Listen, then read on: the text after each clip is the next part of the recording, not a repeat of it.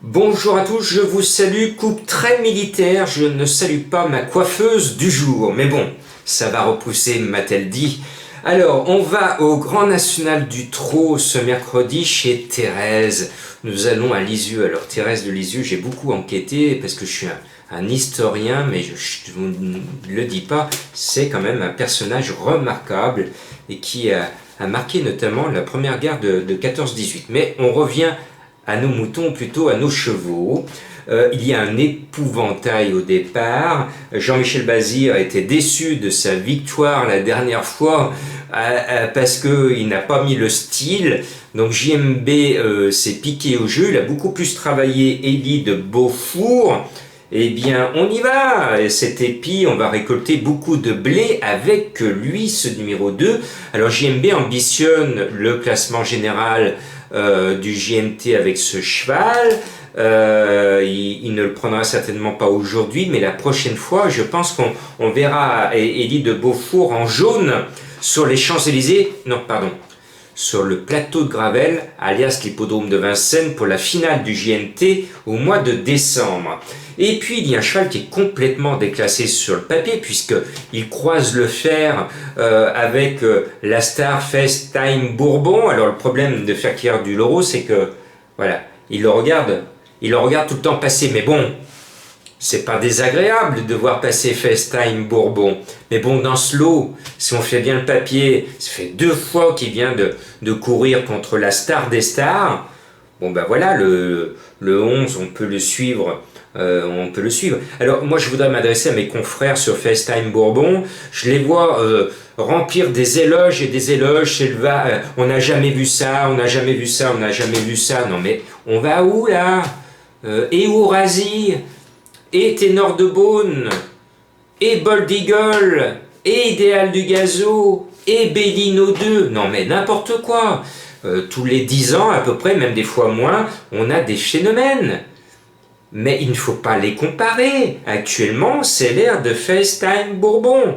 Mais à l'époque d'Ourasi, c'était pire. Aujourd'hui, FaceTime Bourbon, vous allez dans un salon de thé, vous allez chez McDo, il n'y a personne qui le connaît.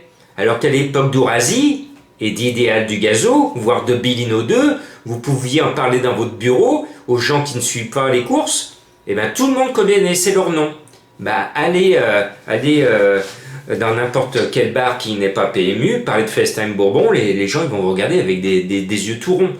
Donc, relativisons, chers confrères. C'est un crack, c'est bien, mais n'oubliez pas ceux qui l'ont précédé, qui, certains d'autres, avaient peut-être encore plus de panache. Bon, allez, je referme, je ne vais pas me fâcher avec FaceTime, que j'adore.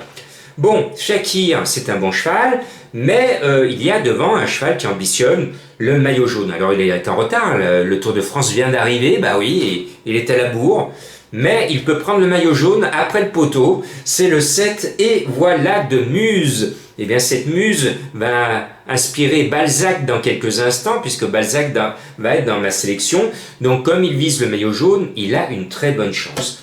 Je rachète le 5 Fashion Queen, mais je ne peux pas être emballé. Il y a 2 choses contre lui. C'est que l'animal vient de se faire distancer et que Éric Raffin, qui d'habitude le mène, eh bien Éric Raffin, il n'est pas bête, hein, l'animal. Il est sur le 2. Forcément, il a envie de gagner, Éric Raffin. Donc ça veut dire que Fashion Queen a une bonne chance, mais simplement une bonne chance. Voilà. Et puis, voilà mon coup de cœur. Alors ça va être l'un de mes coups de cœur de l'année. Il est annoncé à 40 contre 1. C'est le 8 Doom Genilo. Vous m'en direz des nouvelles. Le cheval est décevant, mais je pense qu'il va se racheter. Et puis au poteau des 25 mètres, le 16 Ce Bello Romain est un bon cheval. Il est en forme. Il a déçu la dernière fois. Ce n'est pas un soleil. Mais s'il est bien décidé, il peut faire l'arrivée. Et puis voilà Balzac, mené par le baron Franck Nivard, le 15, qui a pris l'habitude actuellement d'attendre. Et sur la fin, tchouf, il finit comme une balle. Eh bien, on ne lui en demande pas plus, hein, comme à Roland-Garros, piaf, ace. Eh bien, on va voir s'il fait l'arrivée. En tout cas, moi je le sens bien. Alors, pour les 3 premiers, c'est difficile, mais bon, avec Nivard, vous savez, il est capable d'un exploit. Et pour une grosse surprise, Lance Désir Castelet Et ma trouvaille à belle cote, il va être à 20-25 contre 1. L'animal est en forme.